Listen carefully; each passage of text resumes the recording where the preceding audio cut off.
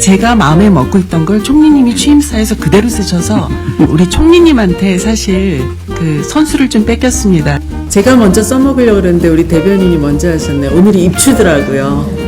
그 작년부터 고생을 해봐서 상당히 부담을 느끼시는 무사히 넘길 수 있겠다. 좀 가슴 아픈 대목이었습니다. 양곡법 농안법 우리 신명국장이 저한테 너무 발설했다고 혼낼지도 모르겠는데 최초 공개입니다.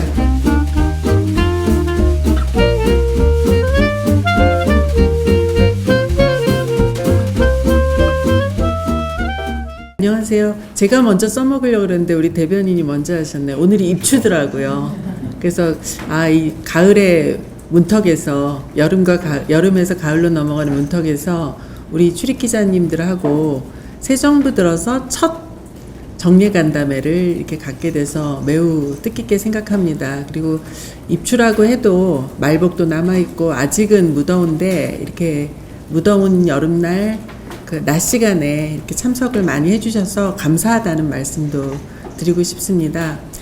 새 정부 들어선 지가 이제 2달 조금 넘어가고 있는데요.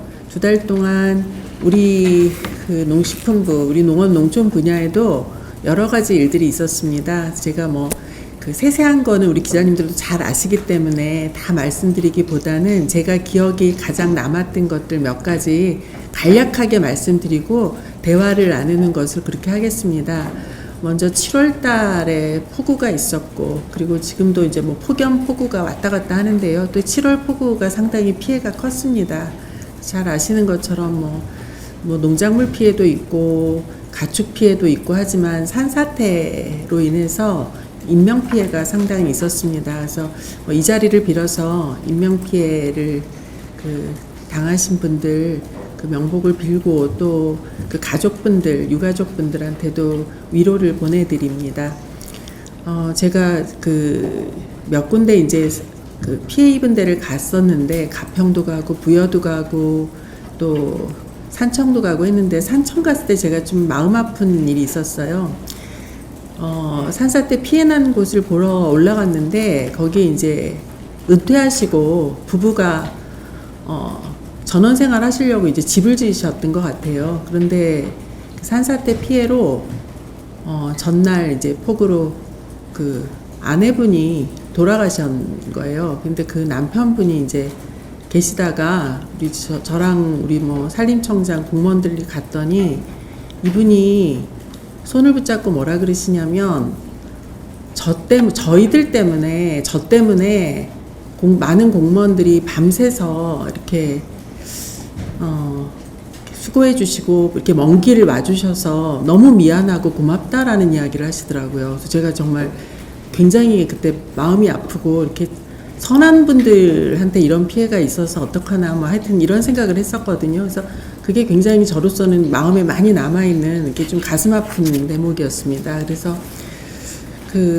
이런 피해에도 불구하고 하여튼 인명 피해가 나지 않도록 우리 하는 일에 최선을 다해야 되겠다라는 생각을 했고요. 그리고 농작물이나 가축 피해들도 상당히 있었지만 이거는 저희가 이제 벼 같은 경우에는 바로 퇴수 조치를 하고 나면 괜찮은데 그렇지 않고 이제 피해를 입는 품목이나 또 가축 폐사 같은 경우는 바로 또 저희는 이어서 또 수급 걱정을 하게 되거든요. 그래서 근데 다행스럽게도 지금 현재 이 수급에 있어서 문제가 되는 품목은 배추하고 수박 정도입니다. 그리고 수박 같은 경우에는 잘 아시는 것처럼 이제는 좀 이제 그 마지막 시즌이라 그래도 넘어가고 있고요. 배추 같은 경우에는 이게 여름에 문제가 생긴 게 사실은 가을, 겨울 김장까지 이어지기 때문에 제가 그 작년부터 고생을 해봐서 올해도 이걸 좀 잘 수급 조절을 해야겠다라는 생각을 하고 있는데 이것도 좀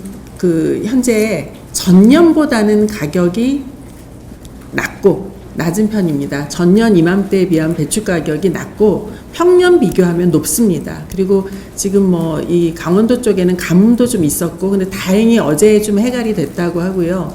그래서 배추는 지금 저희 생각에는 저희가 저장 물량 가지고 있는 거가 있기 때문에 그걸 가지고 좀 수급 조절을 하면 약간 평년보다는 가격이 비싼 상태이지만 무사히 넘길 수 있겠다라는 생각을 지금은 하고 있습니다. 그래서 다행스럽게 수급도 저희 좀 열심히 애를 쓰고 있습니다. 물론 뭐 생육 관리 위해서 영양제도 하고 또 뭐 그 여러 조치들을 합니다만 그 수급 조절을 하여튼 잘 농가들하고 이렇게 하고 있다라는 말씀을 드릴 수 있을 것 같고요. 그리고 가장 무엇보다도 이제 가장 제가 뭐랄까 무거웠던 것이 우리 이제 지난 정부의 쟁점이 됐던 농업사법이었습니다. 근데 농업사법이 2달 만에 모두 국회에서 본회의에서 의결이 되었습니다. 그래서 이제는 저희가 잘 집행을 할 수 있도록 시행령 만들고 우리 농업인 단체들하고도 좀 소통을 많이 하고 의원님들하고도 소통을 하면서 이 법이 지속 가능하게 잘 추진될 수 있도록 준비를 하는 작업, 이것이 남았습니다. 물론 이제 더 큰 일이긴 합니다. 그래서 제가 그 농업사법에 있어서 가장 중점을 두었던 부분은 지속 가능성입니다.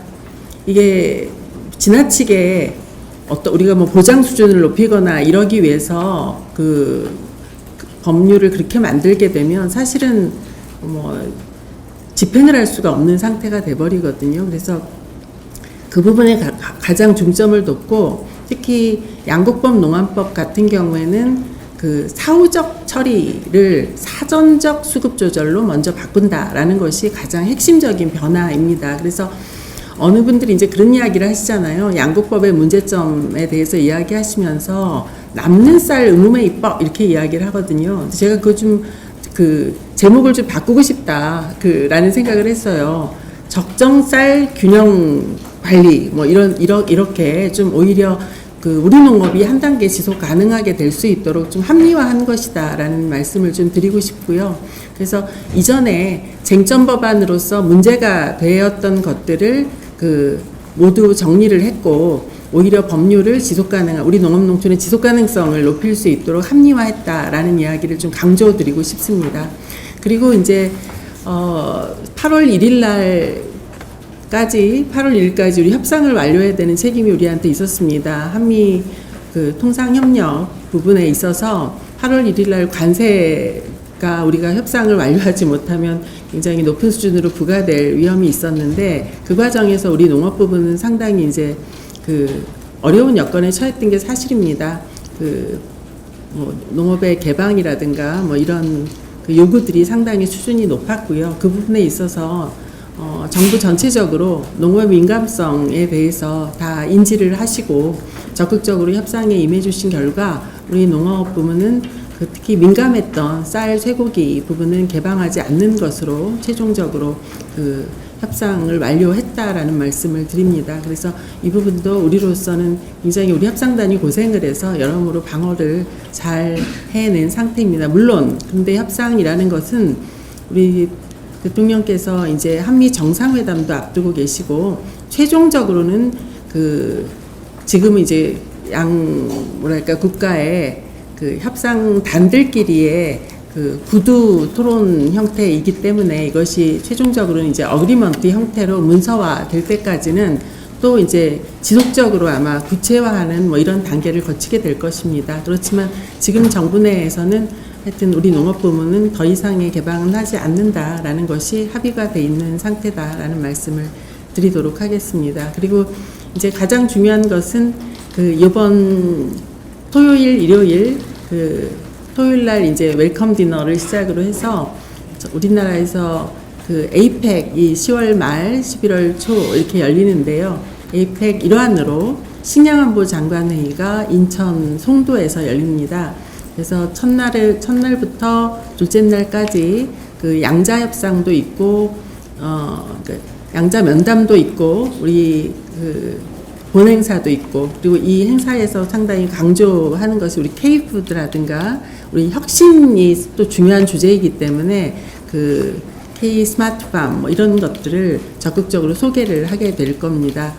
그리고 월요일 날 바로 이어서 한중일 간에 우리 한중일 농업장관 회의도 연이어서 열립니다. 그래서 에이펙을 좀 굉장히 지금 우리 정부 전체적으로도 이게 올림픽만한 가치가 있다. 우리 총리님께서는 이렇게 말씀을 하시거든요. 그래서 우리 식량안보 장관 회의서부터 좀 이렇게 붐을 일으킬 수 있도록 저희들이 좀 최선을 다해서 준비를 하고 있습니다. 그 일환으로 저희가 또 홍보를 잘하기 위해서 우리 대변인께서 그 홍보용 영상을 만들었는데 이게 우리 기자님들이 또 잘 홍보를 해주시고 또 KBS에서도 아예 방송으로도 내보낸 걸로 알고 있습니다. 그래서 일단은 초기 홍보에는 상당히 우리 기자님들 덕분에 성공적으로 잘 하고 있다라는 말씀을 드리겠습니다. 그래서 요 에이펙에도 관심을 많이 가져주시고요.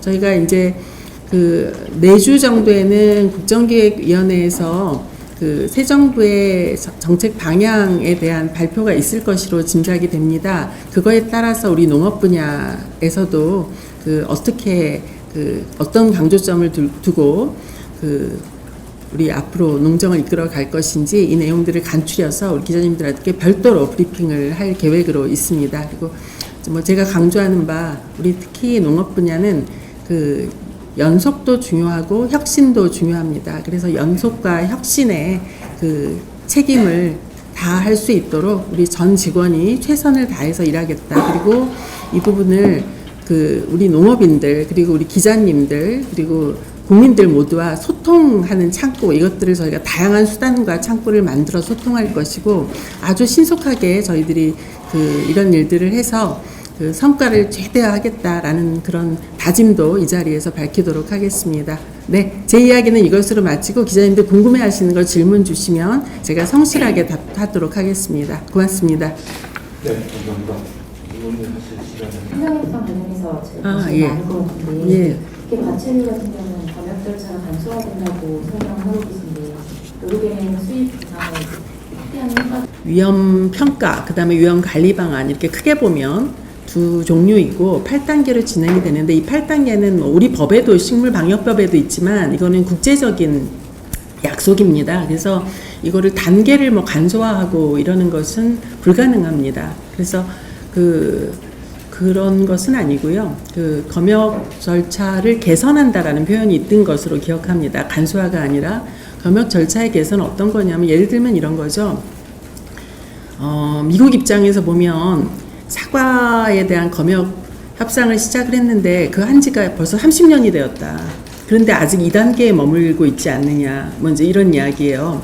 그러면 너무한 거 아니냐 이렇게 볼 수 있지 않겠습니까? 그러니까 이런 부분에 대해서 근데 이제 이 부분을 저희들이 그렇게 설명할 수 있을 거예요. 절차가 좀 더 소통을 강화할 필요가 있지 않겠냐. 그러니까 소통 강화라고 좀 이해를 해주시면 좋겠고. 지금은 이게 이제 어떤 방식으로 진행되는지 잘 아시겠지만 우리 이 품목을 한번 니네 나라에 수출하고 싶어. 그러면 저희가 그쪽에 이야기합니다. 수출하고 싶어. 이게 1단계죠. 의사표현을 하는 게. 그럼 저희가 식물에 너희 나라에서 나오는 병해충 리스트를 알려줘. 이겁니다. 그럼 병해충 리스트를 알려주면 저희가 저희 보고 우리가 하나씩 다 검토를 합니다. 그러니까 과학적 과정입니다. 전문가들이 검토를 해서 이거는 우리나라에 들어왔을 때 상당히 위험할 수 있으니 위험관리 방안을 만들어줘 라고 해서 다시 보냅니다. 그럼 그 나라에서 이거 예를 들면 이 병해충에 대해서는 이렇게 위험관리를 하면 괜찮아. 이걸 하나씩 다 만드는 겁니다. 그러면 그걸 다시 우리한테 보내면 우리가 그래 이 정도면 되겠어? 라고 보낸 다음에 우리가 또 가서 사실은 그 농장에 현지의 농장에 가서 식물 라이프 사이클상 관찰을 하게 되는 겁니다. 그래서 그게 클리어가 되면 저희가 그래 이거 이렇게 하면 되겠다라는 걸 가지고 우리 국내에 또 생산자 단체나 이런데 이런 의견이 왔는데 이의가 없으신가요? 라고 우리나라에 또 공지를 하게 됩니다. 그래서 우리나라에서 이의가 있다고 하면 그 부분을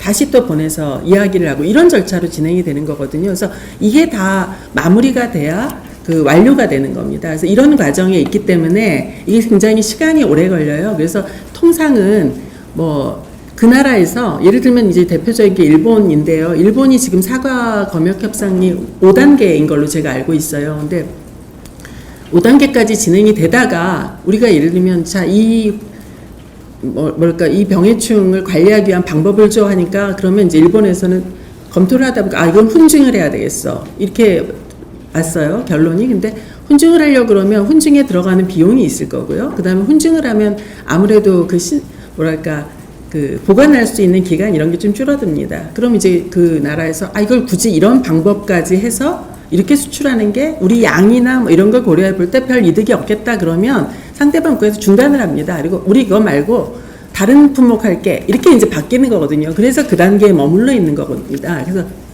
제가 드리는 말씀의 요지는 이 검역 8단계의 요 장치라는 게 우리 혼자 빨리 속도를 낸다고 혹은 상대방 국가 혼자 빨리 속도를 낸다고 되는 게 아니라 양국 간의 계속 커뮤니케이션 과정이고, 그리고 이거는 상당히 뭐 우리가 여론으로 하고 뭐 정치로 하고 하는 게 아니라 전문가적 영역이다라는 겁니다. 그래서 이 부분을 그 절차를 간소화하는 것도 불가능하고 시간을 우리가 인위적으로 앞당기는 것도 불가능하다. 우리가 그러면 절차 개선이라는 건 어떤 의미냐? 소통을 조금 더 강화하겠습니다. 그리고 이 전문가적 단계에서 예를 들면 지금 AI가 말하자면 그 AI 기술력이 있는 시대잖아요. 그럼 이거를 그동안은 뭐 문헌과 뭐 실험과 뭐 사람이 했던 일을 AI가 좀 같이 하게 하면 이런 투입을 하면 조금 더 이것도 그 과학적 역량을 높일 수 있는 것이 아닌가. 그래서 제가 이제 검역 절차 개선에 담긴 의미는 소통을 강화하겠습니다. 그 다음에 그 과학적 역량을 제고하겠습니다. 이 두 가지 표현의 함축적인 내용이다라고 이해를 해주시면 좋겠다라는 말씀을 드리고 싶습니다. 예. 네, 이재원 기자님. 네, 미국 전담으로 하는 검역 절차 데스크, US 데스크를 예. 사실 미국으로 수출하기가 더 힘들어진 거잖아요, 우리는. 근데 뭔가 걱정이 좀 많은 것 같은데 이거에 대해서 조금 더 US 데스크에 대해서 조금 더 설명해 주시면 좋겠고. 예. 그래서 반대로 우리 강화를 할 텐데 이거에 대한 지원 방안 마련하실 계획이신지 궁금합니다. 네, 일단 US 데스크는 그런 컨택 포인트입니다. 아까 소통을 강화한다라고 제가 표현을 했잖아요. 그 컨택 포인트를 분명하게 이제 하는 겁니다. 지금은 이게 이제 여러 방식이 있어요. 이거는 뭐 그 SPS 위원회 때도 나오고 뭐 여러인데 컨택 포인트를 만드는 방안, 그 다음에 뭐 위원회를 구성하는 방안, 뭐 여러 방식으로 할 수가 있는 거거든요. 그래서 컨택 포인트의 의미로 이해를 해주시면 좋을 것 같습니다. 그리고 그 원산지 표시, 미국의 원산지 표시? 미국에서 그 원산지 원산지 검증 강화. 네네. 그러니까 그게 세금하고도, 관세하고도 연결이 돼 있고 이래서 그렇잖아요.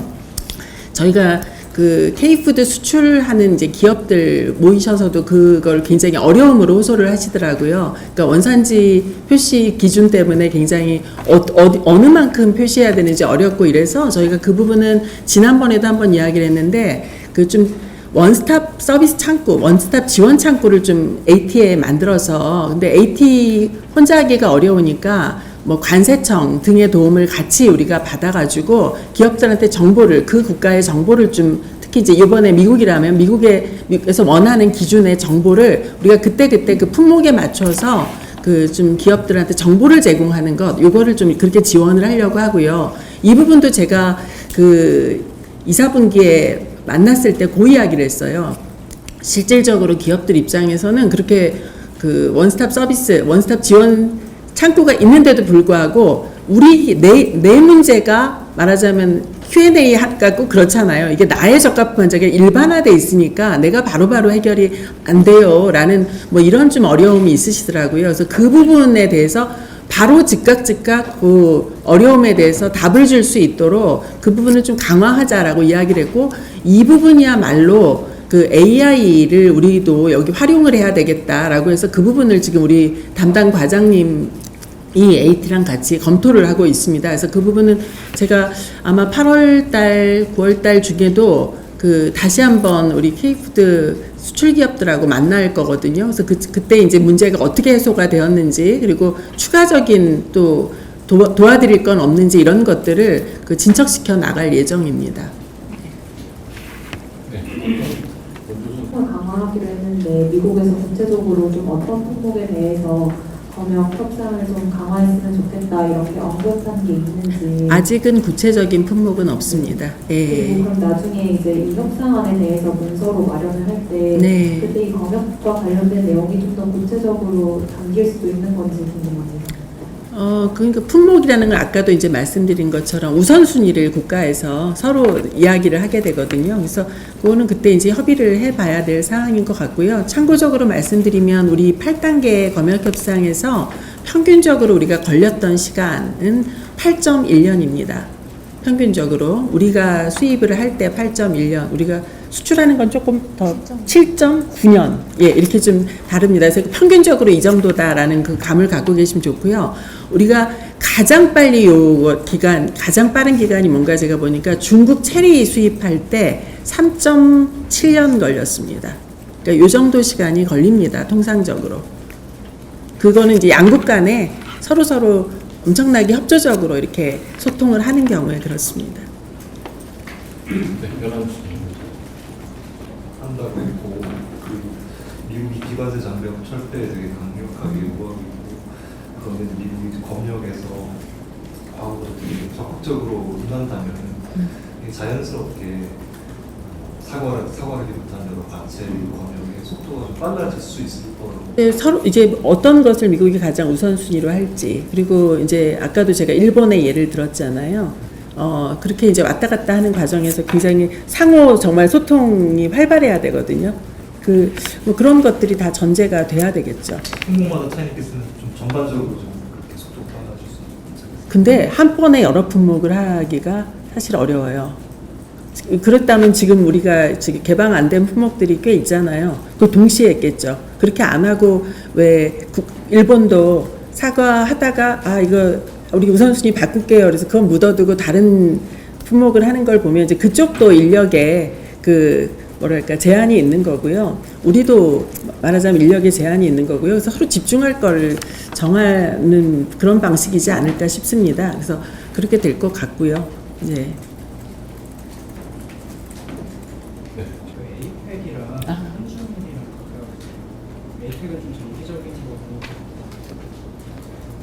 에이펙은 정기적인 거고, 한중일은 반정기적인 건데 좀 의제를 좀 어떻게 연결시키고 서로 다른 어떤 메시지를 우리가 이거를 수출할 거니까 좀 하는 그런 염두에 두는 그런 방향. 이번 주제는 공동 번영을 위한 농식품 시스템 혁신입니다. 그 주제가. 그래서 이게 이제 기후 위기라는 게 이제 다 전 세계가 맞닥뜨리고 있는 공통적인 조건이고요.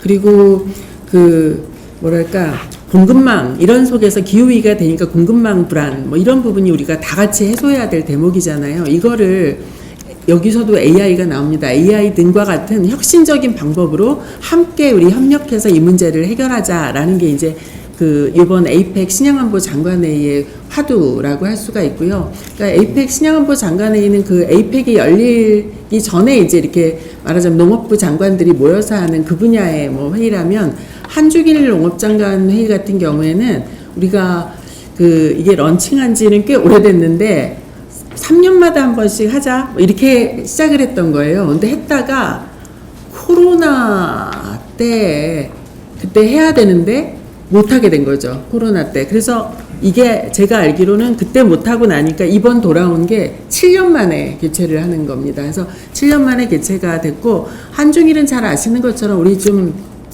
이 동북아 3개 국가 간에 공통된 의제들이 있잖아요. 특히 뭐 제가 보니까 관심들이 각자 있는데 뭐 농업유산 뭐 이런 거에서도 관심이 있고요.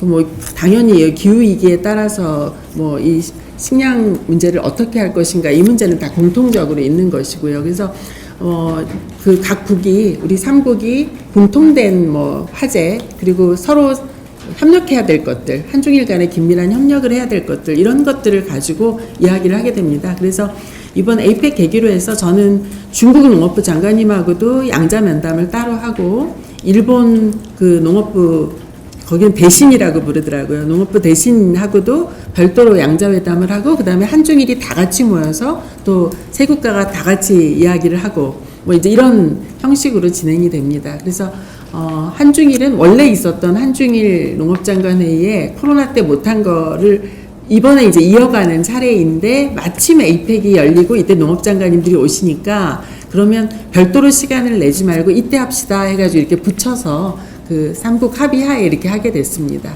네. 예.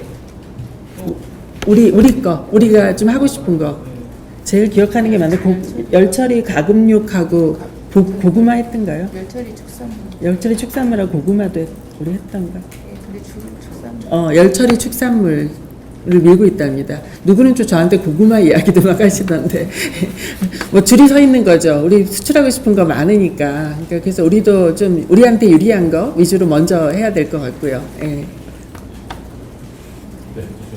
무역화됐다 이런 얘기들을 많이 아, 하잖아요. 네. 그래서 이제 미국산에 대해서는 0%, 우리는 15% 이렇게 매기를 했다라고 하는데 농업의 경우에는 우리가 이제 한미 FTA가 맞아요. 네. 그러면 이제 그거는 어떻게 되는지 그러면 이제 그게 사실 뭐 쇠고기도 있고 홍삼도 있고 이렇다 이렇게 설명을 하시던데 그러니까 그런 데스크나 소통 창구는 어느 정도 단위에다가 두실 것으로 네, 이제 이거는 작년에 그럼 선제적으로 대응을 하신 것이 쌀값의 폭락을 막는 효과를 거뒀다라고 평가를 하고 계시는지 아니면 이제 작년에 폈던 정책의 부작용이라고 보고 계시는지 그러니까 이게 지금 쌀 생산 그 여러 가지 문제를 지금 이게 질문을 해주셨는데 일단 유통 관련된 것은 저희가 이제 8월 말 정도 되면 그 전반적으로 유통구조 개선 방안 뭐 요거는 좀 발표를 할 거고요. 그래서 그거는 좀 미뤄두고 쌀 문제는 사실 유통 문제하고는 약간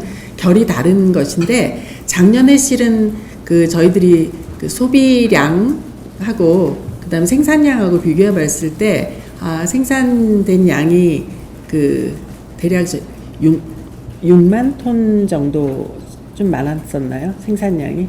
제가 지금 숫자는 정확치 않습니다. 제 기억에 6만 톤 정도가 좀 많다. 그런데 우리가 사실은 실제로 쌀을 말하자면 정부에서 25만 톤 정도를 샀습니다. 이 숫자는 약간의 차이가 있을 수 있는데 하여튼 그 정도. 그러니까 수급에서 남는 양보다 훨씬 더 많이 정부에서 사실 매입을 했습니다. 근데 작년에 아시는 것처럼 수학기 쌀 가격은 18만 4천 원, 18만 5천 원 정도예요. 18만 5천 원, 18만 4,700원이었을 겁니다. 수학기 쌀 가격이. 그러니까 우리 농민들 입장에서는 굉장히 쌀 가격이 낮다고 불만이 많으셨던 것이거든요. 그래서 근데 그럼에도 불구하고 하여튼 저희가 수급 대비 많이 정부에서 매입을 했는데도 뭐 그런 상태였거든요. 근데 이게 이제 사실은 정확히 어쩌면 예측을 한 거일 수도 있어요. 지금 수급을. 왜냐하면 지금 벼가 모자란다. 이제 산지 유통업체들에서는 벼가 모자라서 벼 구하기가 어렵다 하니까 지금 쌀값이 오르고 있는 것이거든요. 그래서 이번 5일자 쌀값도 보니까 21만 원을 드디어 넘었습니다. 그러니까 넘은 상태고요. 그래서 소비자가는 이제 20kg 기준으로 저희가 5만 9천 원 정도로 제가 알고 있습니다. 지금 20kg 기준. 그래서 5만 9천 원 정도 지금. 그래서 소비자가 20kg. 20kg에 5만 9천 원. 20kg에 5만 9천 원이에요. 소비자가. 5만 9천 원이랍니다. 제가 어제 확인했어요. 20kg. 20kg에 5만 9천 원. 소비자 가격, 평균 가격이 20kg에 5만 9천 원이에요. 근데 그쵸? 지금 우리 이수연 기자님 너무 싸다고 느끼시는 거잖아요. 바로 이겁니다. 그러니까 우리 농가들은 이게 되게 불만인 거예요. 다른 것하고 비교하면 쌀값은 정말 싸지 않습니까? 우리 농가들이 하는 말이 이건 거고요. 근데 사실은 가정 소비를 우리가 할 때는 20kg 5만 9천 원이 우린 되게 싸다고 느끼잖아요. 그래 또 이제 우리 소비자 중에 어떤 분들이냐면 김밥집도 하셔야 되고 예를 들면 이런 데서는 이 1,000원, 2,000원이 굉장히 민감하신 거거든요. 근데 제가 이걸 물어봤어요. 어느 정도 되면은 말하자면 좀 저항이 있냐 소비자가가 그랬더니 우리 직원들 말로는 20kg가 6만 원이 넘어가면 쌀이 비싸다라는 이야기가 나온다는 거예요. 저항감이 있습니다라는 이야기를 하는 거예요. 그래서 저희가 지금 생각하는 근데 저희가 시중에 쌀이 얼마 있는지도 다 알거든요. 유통업체가 얼마 가지고 있는지 다 압니다. 이건 다 쌀은 정확히 파악할 수 있습니다. 그래서 알고 있는데 그 햅쌀이 곧 나올 거잖아요. 근데 햅쌀 나오기 전에 부족한 물량이 얼마일까 저희가 한번 이것도 다 계산해 봤거든요. 근데 한 3만 톤 정도 부족한 걸로 지금 예상하고 있습니다. 막 쌀이 나오기 전까지 약간 3만 톤 정도 부족하다. 그래서 그러면 한쪽에 요구가 있죠. 이 3만 톤을 지금 창고에 쌀 많으니까 그거 풀면 되잖아요. 라고 이야기를 합니다. 근데 그렇게 하면은 수확기를 앞두고 있는 상태에서 그럼 또 쌀값이 우리 산지 입장에서 보면 산지의 쌀값이 떨어지기 시작하면 이게 수확기 회복하기가 어렵거든요. 그래서 저희가 이거는 뭐 다음 주 정도에 발표는 할 건데 지금 말씀드려도 되겠죠? 되나요? 안 되나요? 안 되나요? 말씀드려야 될 것 같은데. 그렇죠. 예, 우리 공무원들은 항상 너무 조심스러운데 저희가 어떤 생각을 하면 좀 아이디어를 냈어요. 우리 식량국에서 고민을 해서 소비자도 좀 편안하고 우리 생산자한테도 부담을 안 드리고 어느 게 좋을까 하다가 통상은 공매를 하라고 요구를 많이 하거든요. 그러면 창고에 쌓아놓은 돈 파세요. 근데 저희가 그렇게 안 하고 이번에 좀 이렇게 해보려고 그럽니다. 3만 톤 정도를 빌려드리는 겁니다. 빌려드리고 내년에, 그러니까 올해 이제 양곡연도 바뀌어서 올해 햅쌀 나오잖아요. 그거를 내년 언제까지 현물로 갚으세요. 이렇게 한번 해보려고 그래요. 그러면은 생산자도 소비자도 다 윈윈 할 수 있겠다라고 이렇게 지금 아이디어를 내서 그거를 좀 계획을 세우고 있는 중입니다. 이게 RBC의 최초 공개입니다. 그래서 그렇게 좀 우리 식량국장이 저한테 너무 발설했다고 혼낼지도 모르겠는데 지금 그래서 그렇게 좀 계획을 하고 있습니다. 제가 정말 좀 FTA 응? 저 참고로 애플 5만 6천 톤 과일이고 작년에 5만 6천 6만 2천 톤. 26만 2천 톤. 네. 감사합니다. 숫자는 그렇게 좀 고쳐주시면 되겠고요. 그다음에 FTA 무력화 근데 한미 FTA는 여전히 효과는 있는 거예요. 제가 오늘도 보니까 일본은 왜 플러스 15%다. 근데 우리나라는 15%한 게 그대로다. 왜? 그게 한미 FTA 때문이잖아요. 그러니까 한미 FTA 틀은 저는 여전히 유효한 거다라고 생각이 들고요. 농산물의 경우에는 지금 저희가 1,591개 품목 중에서 35개 품목은 말하자면 관세 철폐 대상이 아닙니다. 35개 품목은. 그런데 1,591개 품목은 순차적으로 관세가 없어집니다. 미국하고의 교역에 있어서. 그래서 최종적으로 2031년 제가 그렇게 기억하고 있는데 2031년이 되면 1,591개 중에서 35개를 제외하고 그러면 97.8% 우리 농산물의 97.8%는 관세가 0이 됩니다. 근데 35개 품목은 여전히 그대로 관세를 유지하는 거고요. 그렇게 됩니다. 그래서 여하튼 한미 FTA의 틀은 그래도 유용하게 살아있다. 이렇게 이해를 해주시면 될 것 같고요. 지금 일정대로 유지가 된다면 양국이 지금 합의를 한 건가요? 물론입니다. 그게 한미 FTA 틀인 거고요. 그대로 가는 거고요. 그래서 그런 상태고요. 아까 US 데스크 물어보셨나요? US 데스크는 지금은 우리 검역본부에 사실은 검역 인력이 제가 기억하기로 11명 이 정도 있습니다. 그래서 이분들이 이렇게 대륙별로 이렇게 있을 겁니다. 그래서 예를 들면 미국 같으면 북중미 이렇게 돼 있을 거예요. 아마 제가 알기로는 그런 상태이고요. 거기서 이제 컨택 포인트가 생기는 거죠. 그런 방식으로 운영을 하는 거기 때문에 그러니까 소통을 얼마만큼 강화할 것인가 이 문제고 이게 정말 과학적인 단계이기 때문에 AI 활용 등을 통해서 좀 더 과학적 역량을 조금 더 정밀하게 제고해가는 과정 이제 이런 것들을 조금 더 신경을 써야 되는 부분이라고 볼 수가 있겠습니다. 미국은 그동안 잘 아시는 것처럼 NT 보고서 등을 통해서 매년 요구했던 사항입니다. 그렇죠? 근데 쇠고기 원령 제한 같은 경우에는 국회 심의를 통과해야 됩니다. 그게 이제 이게 다른 검역 협상하고는 조금 다릅니다. 쇠고기 원령 제한 폐지를 하려면 국민들한테 충분히 국민들 입장에서 괜찮다라는 신뢰 획득을 한 상태에서 국회에서 심의를 해야만 원령 제한을 풀 수 있는 이런 절차로 되어 있습니다. 그래서 다른 요 8단계 협상하고는 조금 다르다, 결이 다르다 이렇게 이해를 해주시면 좋을 것 같고요.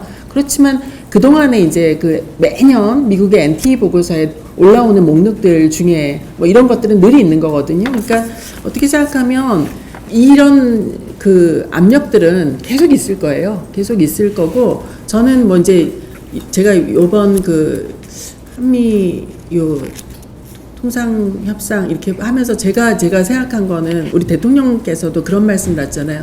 나라에 힘을 길러야 한다라는 이제 그 말 속에 여러 함축된 의미가 있는데요. 저는 우리 농업부문만 생각하면 어떤 생각을 했냐면 우리가 K푸드 수출한다고 했을 때도 시장을 보면 미주길 시장이 압도적으로 다 비중이 크잖아요. 그러니까 우리가 결국은 앞으로 우리 같이 작은 나라에서 살아남으려면 이 수출 시장 다변화를 해야 되겠다라는 생각을 했어요. 그러니까 이게 그러니까 한미만의 문제가 아니라 우리가 좀 더 큰 시야에서 보려면 우리 수출 시장을 너무 미국에 집중하면 안 되겠다. 그리고 정말 유럽까지, 그다음에 우리 뭐 남미까지, 그다음에 뭐 중동까지 조금 더 시장을 하여튼 확장한 일에 우리가 최선을 다해야 되겠다라는 뭐 그런 생각을 했고요.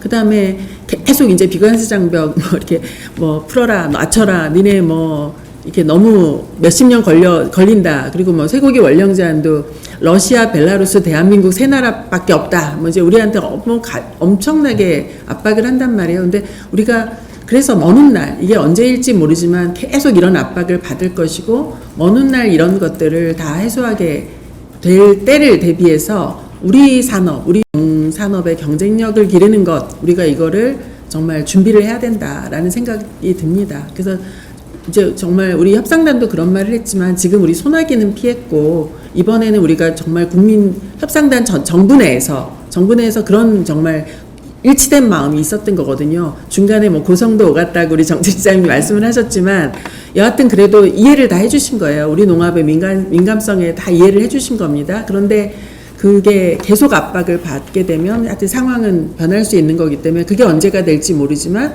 우리는 그 준비를 좀 우리 농가들하고 같이 해서 여하튼 우리 농업의 경쟁력을 기를 수 있도록 준비해야 되고 우리 수출 시장도 조금 더 다양한 시장으로 확장할 수 있도록 우리도 그 경쟁력도 길러야 되겠다. 저는 뭐 요번 요 한미 협상 보면서 그런 생각을 했습니다.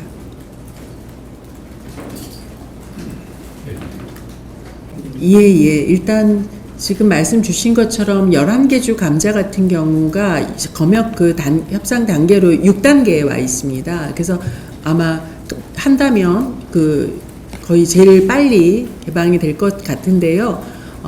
감자의 경우에는 미국의 22개 주 감자는 이미 개방이 돼 있습니다.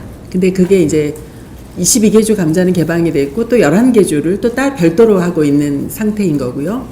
근데 22개 주 감자가 이미 열려있기 때문에 경험을 해봤잖아요. 그런데 가격이나 품질 경쟁력에 있어서 적어도 22개 주 감자 열렸을 때는 우리 감자하고 별로 경쟁이 안 됐습니다. 그래서 우리가 정말 감자가 너무너무 흉년이었고 사이클이 거기 생산식이랑 우리 생산식이 안 맞았을 때 일부 감자가 들어오긴 했어도 그게 뭐 우리 농가에 엄청난 영향을 미칠 만큼 전혀 지금까지 영향을 안 미쳤습니다. 그래서 11개 주 감자도 비슷한 맥락일 것이라고 지금 짐작을 하고 있고요. 그 다음에 지금 뭐 또 진행되고 있는 게 넥타린하고 그 다음에 체리 뭐 이런 것들이 있어요. 근데 체리 같은 경우도 이미 훈증한 체리는 들어오고 있잖아요. 근데 이거를 또 저희 검역을 또 어떻게 하냐면 훈증을 해서 들어오면 아무래도 있잖아요. 이 저장성도 떨어지고 이 품질이 뭐랄까 신선성에 있어서 우리 소비자들이 이렇게 선호하지 않는 상태로 들어온다고 해요. 그러니까 이제 다른 방식으로 좀 병해충 처리를 해서 수출하고 싶은 뭐 이런 욕구가 아마 미국에 있을 겁니다. 그래서 그거를 별도 방식에 대해서 아마 또 체리는 하고 있는 상태거든요. 그래서 그 부분은 이제 훈증이나 그거냐 이제 이 차이기 때문에 그 부분도 크게 우리 농가하고 뭐 그렇게 뭐랄까 우리 농가의 경쟁력을 갉아먹는 뭐 이런 파급 효과는 크게 없을 것이라고 저는 지금은 생각하고 있습니다. 그렇지만 뭐 넥타린도 생산 시기나 이런 것들을 해보면 우리 넥타린 같은 경우에 생산 시기가 좀 다르고 우리가 비었을 때 좀 들어오고 이러는 것이기 때문에 그 부분도 뭐 마찬가지긴 한데 그럼에도 불구하고 어떤 한 품목이 열려서 시장이 개방되는 경우는 우리 국내 농가들의 어떤 피해는 없는지 이 부분에 대해서 저희가 면밀히 그 부분은 당연히 검토를 하고 그것에 대해서 피해를 최소화시킬 수 있는 방안에 대한 대책 이런 것들은 마련을 할 계획입니다. 네.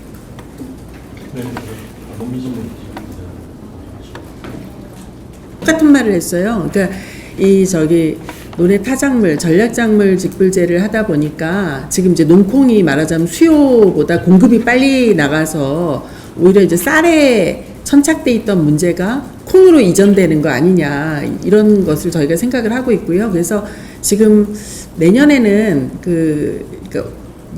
올해는 이제 뭐 약속했기 때문에 그렇게 한 거고요. 내년에는 조금 콩을 수요에 맞는 정도로 콩을 하고 조금 다른 전략 작물들을 조금 해볼까라는 생각을 가지고 있고요. 동시에 콩의 소비 기반을 좀 확장할 수 있는 요것들을 지금 검토를 하고 있습니다. 그래서 다각도로 지금 검토를 하고 있다는 말씀을 드리겠습니다. 네, 조선님. 그래서 저희 재료비료 조정제 할 때도 원래 이게 인센티브와 마찬가지로 그 페널티도 어느 정도 고려가 됐다가 이제 건지 그거는 좀 싶었고 마지막으로 그 에이펙 한중일 농업장관 회의 한중일 농업장관 회의 한중일 농업협상에서 미국하고 뭐 통상 뭐 이런 이야기를 의제로 삼지는 않습니다. 일단 그다음에 그 양곡법 같은 경우에 올해 예산 기준으로 보면 논해 타작물 그러니까 재배하는 거 전략작물 직불제 예산이 2,440억 원이거든요.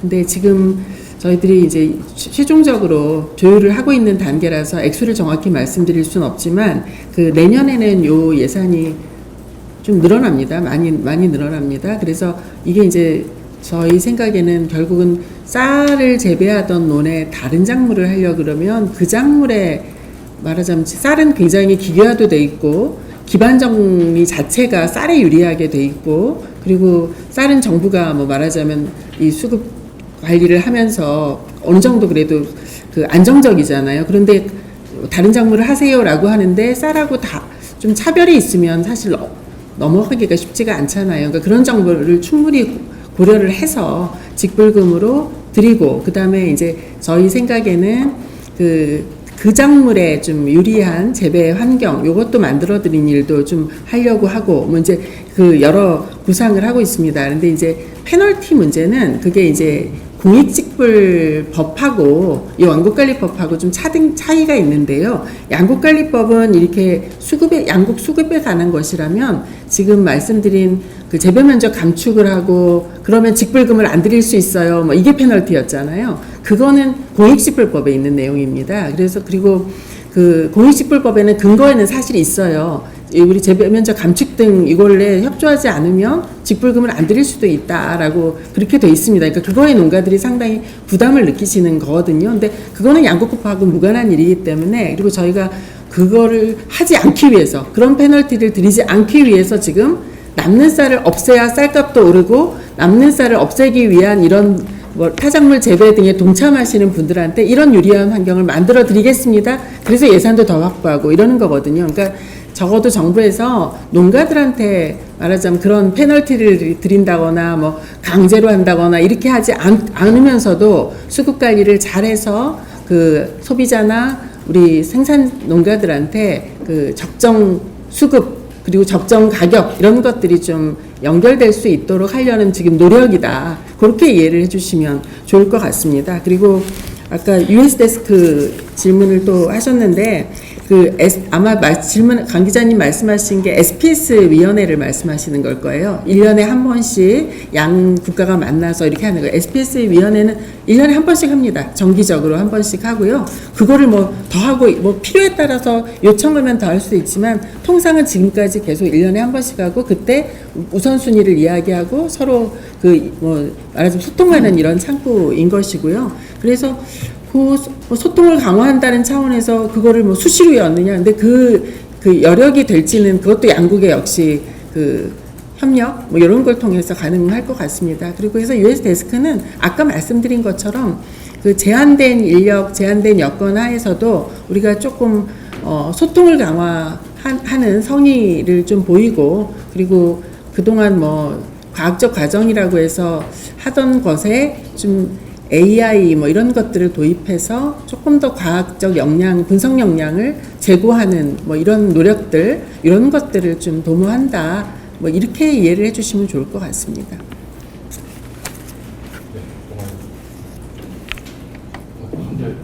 예.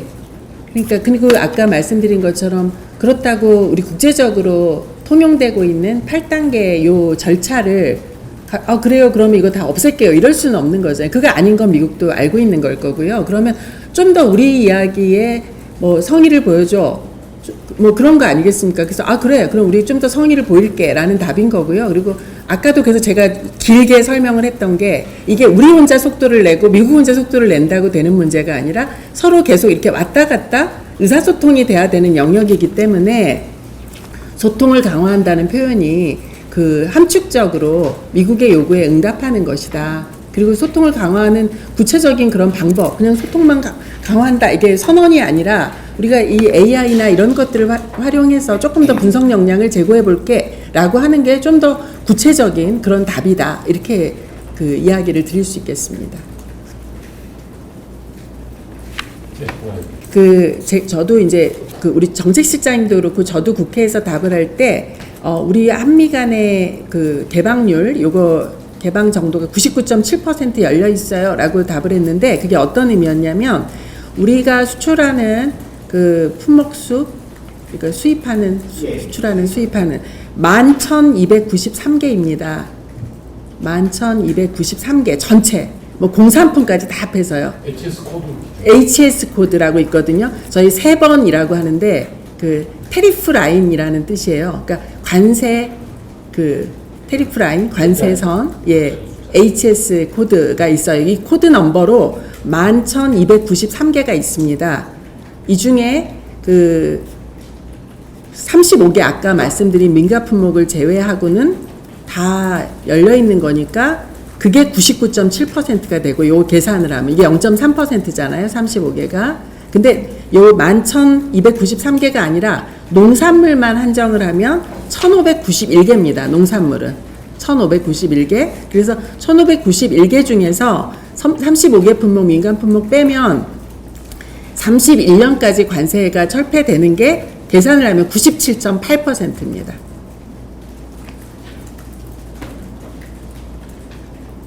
네. 31년이 되면 97.8%는 관세가 0이 된다. 근데 그 나머지 그 35개 품목은 여전히 관세가 유지된다. 라는 겁니다. 그래서 개방되어 있는 1,591개 농산물 네, 맞습니다. 그리고 농산물은 1,591개, 그 다음에 공산품까지 다 합하면 11,293개.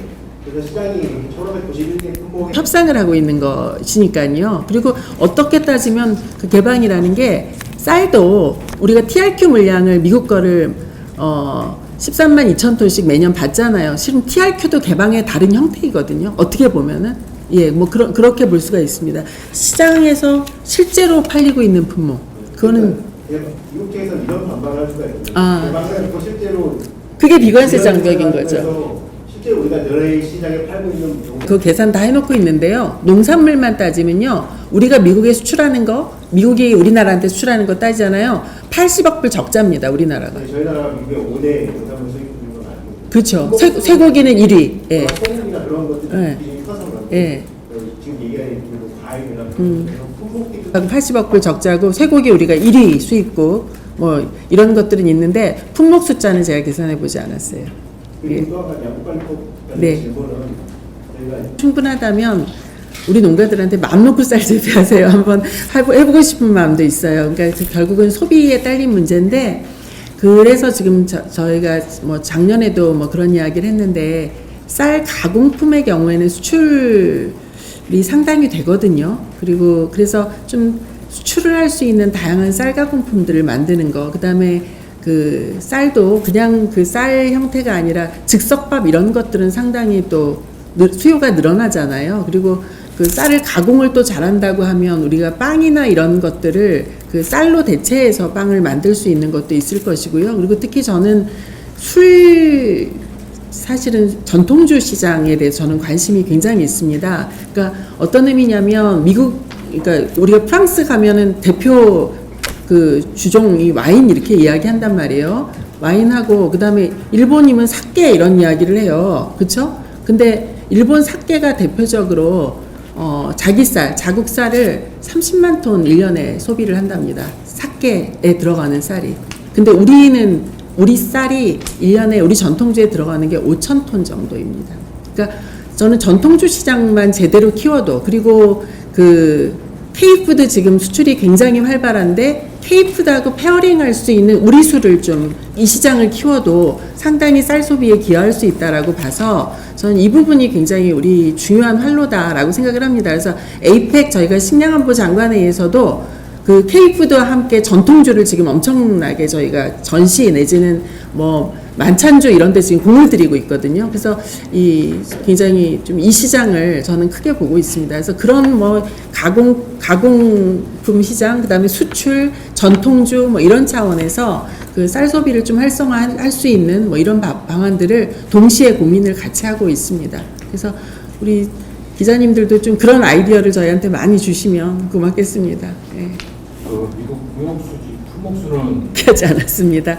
일단은 지금 당장 돼가는 게 급하기 때문에 뭐 앞으로까지는 이야기하지 않았고, 아까 그러니까 아마 실장님도 저하고 비슷한 생각이셨을 수도 있는데 각자 아마 소회가 다 있을 거예요. 제가 그래서 아까 이제 말씀드린 게 하면서 우리 뭐 대통령님께서도 국력을 길러야 된다라는 그 말 속에 여러 그 의미가 이렇게 있듯이 저도 아까 제가 그래서 그 말씀을 드린 거거든요. 저도 이제 이번 통상 협상 과정 보면서 우리 농업이 앞으로 어떻게 변신을 해야 될까, 뭘 준비해야 될까 이런 생각을 상당히 할 수밖에 없었습니다. 그러니까 이런 압박은 계속 있을 거고, 근데 언제까지나 그 같은 논리로 같은 방식으로 계속 방어를 할 수 있을까? 이게 뭐 10년 뒤가 될지 20년 될지가 모르지만 우리 미리미리 준비를 해나가야 되겠다라는 생각을 저도 했거든요. 그러니까 실장님도 아마 그 비슷한 생각을 하시지 않았을까라는 생각입니다.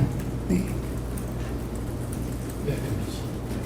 말씀드린 대로 8단계를 지켜야 하는 거고요. 그리고 제가 그 과정을 말씀드린 것처럼 이거는 우리만 속도를 낸다고 뭐 빨라지는 게 아니고, 미국 혼자 속도를 낸다고 빨라지는 게 아니고, 상호 말하자면 소통 과정이 강화되어야만 진전할 수 있는 것이거든요. 그러니까 원하는 품목을 주시고 우리가 그거에 대해서 위험평가를 해야 되는 거지 않습니까? 그리고 위험평가를 우리가 하고 그 위험평가한 항목에 대해서 위험관리 방안을 제시를 해주시고, 그리고 위험관리 방안에 대해서 우리가 검증을 하고, 이 과정이 왔다 갔다 해야 되는 거거든요. 근데 그 과정 중에 우리는 가서 그들이 이야기한 것이 맞는지 거기 사이클을 한번 또 과학적으로 검증을 해야 되는 거거든요. 그러니까 이런 과정입니다. 그래서 이게 서로 간에, 그러니까 말하자면 소통이 이렇게 간다면, 아까 제가 말씀드린 것처럼 평균적으로는 우리의 경우 우리한테 수입을 우리가 할 때 8.1년이 걸렸고, 우리 거를 수출을 할 때 7.9년이 걸렸고, 역대급으로 빨랐던 게 중국산 체리였는데 엄청 속도를 내는 게 3.7년이 걸렸다. 먼저 이 이야기 그래서 드린 거거든요. 그러니까 이거는 상호 과정이다. 상호 과정이고 전문가적 영역이지, 이게 편의적으로 자 압박으로 속도를 냅시다. 그래서 절차 몇 개 생략하고 혹은 뭐 건너뛰고 이렇게 할 수 있는 영역이 아니기 때문에 결국은 요것을 결국은 의사소통의 문제이고, 여기 과학적 분석 역량을 제고하는 것, 요 문제에 답이 있는 것이다. 그래서 뭐 절차 개선이라는 말이 바로 거기에 의미가 함축돼 있다. 이렇게 말씀을 드릴 수 있겠습니다. 그거는 뭐 알 수 없지만 저는 아닌 것으로 알고 있고요. 뭐 확실치 않습니다. 그거는 아직은 뭐 전혀 일정도 사실 아직 결정된 게 없지 않습니까? 그래서 그렇고요. 그다음에 우리 농가들이야 이게 언제 열려도 걱정스럽죠. 지금으로선 준비가 안 돼 있으니까. 그래서 뭐 그와 무관하게 하여튼 우리 과일 산업, 뭐 과채 산업의 경쟁력 제고를 위해서 하여튼 우리 농가들하고도 사실 우리가 미국하고 소통도 중요하지만 우리 농가들하고 소통해가면서 우리가 대비를 할 수밖에 없을 것 같아요. 그래서 그거는 정말 시간이 언제쯤 될 거예요. 이거는 말할 수가 없는 것이죠, 그렇죠? 그래서 상호 과정이기 때문에 그래서 그 농가들하고도 같이 이 부분에 대해서는 대비를 좀 해야 되겠다라는 생각입니다. 장관님, 근데 계속 지금 비슷한 질문. 할 수밖에 없는 게 그거를 제가 단정할 수가 없는 거잖아요. 단정할 수 없다. 단정할 수 없죠. 어떻게 단정할 수 있겠어요? 예, 그렇잖아요. 예, 제가 그럼 이거를 언제까지 완료할게요. 저 혼자 이럴 수도 없는 거고, 아니면 제가 시간을 최대한 끌게요 할 수 없는 거고. 당연히 자연스럽게 줄어들지 않겠냐라는 것들이 저희는 그거를 여쭤보는 거고, 근데 그걸 단정할 수 없다라고 하면 좀 저희는 참 애매해서. 단정할 수가 없죠. 단정할 수 없는 게 저는 이제 되게 일본이 5단계에서 왜 멈췄을까? 저는 뭐 그 생각을 많이 하거든요. 그러니까 5단계까지 왔으면 사실은 5단계 지나고 나면 6, 7, 8단계는 행정과정이기 때문에 사실 돌파할 수 있는 거거든요. 근데 5단계에서 일본 스스로 멈췄단 말이에요. 그래서 그 부분은 그야말로 단정할 수 없다는 게 제 이야기입니다. 그러니까 예를 들면 미국도 지금으로서는 거기 미국의 생산자들도 막 요청을 할 거잖아요. 한국의 사과 시장을 열어 뭐 이렇게 할 거지 않습니까? 무슨 시장을 열어? 근데 미국이 그 많은 품목 중에 동시에 할 수 없으니 어떤 것을 했는데 진행하다 보니 이 위험 관리 방안을 이런 거 다 하고 나면 별로 메리트가 없는데? 라고 하면 그쪽 생산자가 우리 안 하겠다 접을 수도 있는 거예요. 그러니까 그래서 그거는 정말 가봐야 합니다. 그래서 이제 수급 조절을 사전적으로 하겠다는 의미가 수요에 맞춰서 최대한 그 남는 쌀을 없게 하겠다라는 게 저희 계획인 거고요.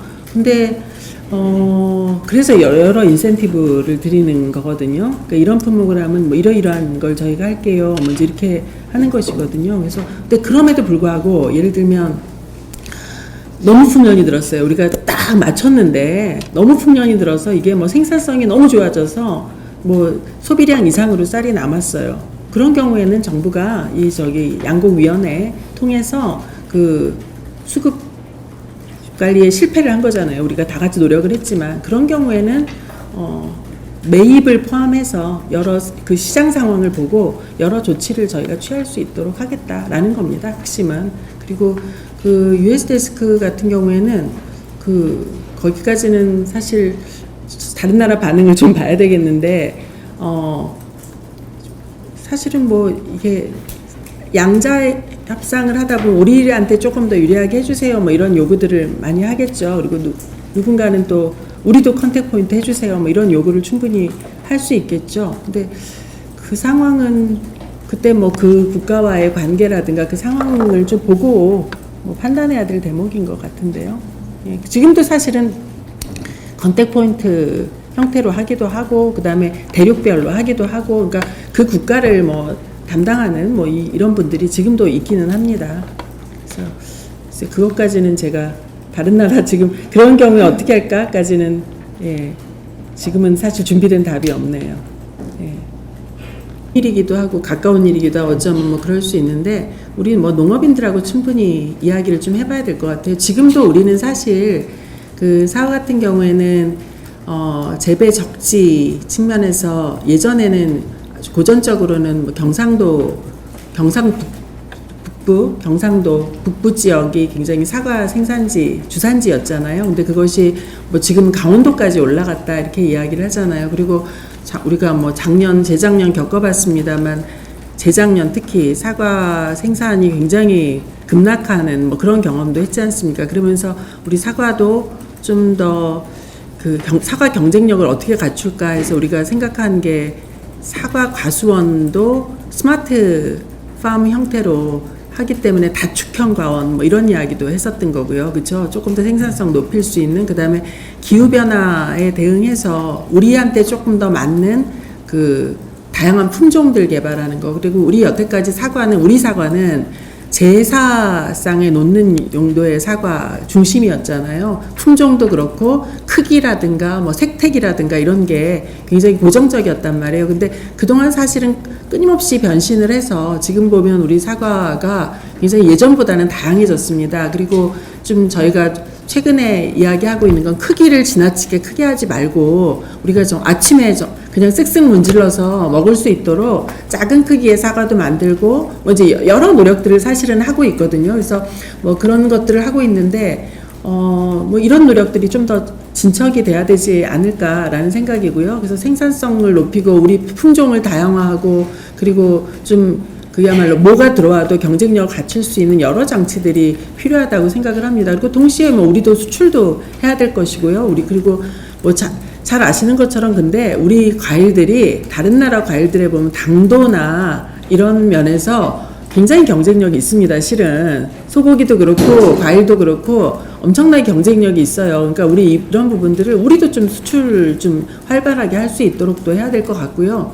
뭐 그것도 활용해서 뭐 가공식품 뭐 이런 것들도 좀 만들어야 될 거고, 그러니까 아주 다각도로 해야 될 일이 굉장히 사실은 많습니다. 그리고 여기에는 이제 필요하면 R&D도 많이 해야 될 것 같고요. 그렇죠? 실질적으로 이게 상용화되기 위해서 R&D도 해야 될 것 같고, 그래서 뭐 해야 될 일이 정말 많습니다. 그래서 이거는 뭐 우리 뭐 사과 시장이 앞으로 어떻게 될 거기 때문에 준비하는 게 아니라 지금까지도 우리가 이렇게 해왔고 계속 이 부분은 더 발전적으로 좀 그 대비를 해야 되는 대목인 것 같아요. 그래서 지금 그러니까 우리가 그냥 이렇게 이해를 해주시면 좋을 것 같아요. 이번 한미 통상협상 하면서 우리한테 굉장히 여러 도전이 있었고 압박이 있었지만 그래도 우리 국내 그 농업의 민감성이라는 거를 우리 정부가 인식하고 지금은 일단 소나기를 피했다. 그런데 이 과정에서 언젠가는 이런 압박이 계속되면 우리가 그런 경우도 가정을 해야 되기 때문에 이걸 계기로 미리미리 우리가 준비를 하자. 그냥 이렇게 이해를 해주시면 좋을 것 같아요. 근데 다양한 차원의 준비가 필요한데 일단 수출 시장 다변화도 필요한 것 같고 너무 미국에 의존하는 미국 중심이 아니라 그러니까 이게 공급망 차원에서 좀 관리를 해야 될 것 같고 그 다음에 우리 농업의 경쟁력 확보 이것도 우리가 그리고 식량 안보가 여기에는 사실 깔려야 됩니다. 그러니까 우리 국민들한테 충분히 우리 국민들한테 제공할 수 있는 뭐 그 식량 안보와 더불어서 이게 나아가 수출 시장까지 좀 그 확대할 수 있는 형태로 경쟁력도 높이는 이런 동시에 여러 준비를 해야 된다. 그러니까 이게 이번 통상협상의 교훈인 것 같아요. 그래서 지금은 우리 협상단이 잘해서 그래도 잘 소나기는 막았지만 앞으로 시장이라는 게 어떻게 될지 모르니 우리 좀 미리 준비를 해 나가자. 이게 이제 우리한테 주는 교훈이 아닌가라는 생각입니다. 네, 지금 그러네요. 오늘 하여튼 우리 기자님들 오랜만에 뵈서 이야기를 충분히 좀 나누면 좋은데 그렇지 못했습니다. 근데 제가 오늘 한미 통상협상에 대한 궁금증이 많으신 것 같아서 관련해서 한 말씀 드리면 미국에서도 여기 대사관 등을 통해서 우리 기자님들이 쓰시는 기사를 한 줄 한 줄 다 모니터링을 하고 있습니다. 제가 이제 이야기하려는 뜻이 뭔지 알 것입니다. 그래서 기사 한 줄 쓰실 때 이게 우리 국익에 도움이 되나 이런 걸 전략적으로 기자님들이 좀 판단을 해주시기를 부탁을 드리겠습니다. 그래서 그 부분이 제가 제일 당부를 좀 드리고 싶은 말씀입니다. 그래서 제 얘기는 일단은 이렇게 마무리를 하고요. 저희 국정기획위원회에서 새 정부의 이제 국정과제가 정리가 되면 우리 기자님들 다시 만나 뵙고 제가 우리 농정 과제들에 대해서 좀 상세히 브리핑을 하는 시간을 갖도록 하겠습니다. 그때도 많이 좀 참석해 주시면 고맙겠습니다. 네, 마치겠습니다. 고맙습니다.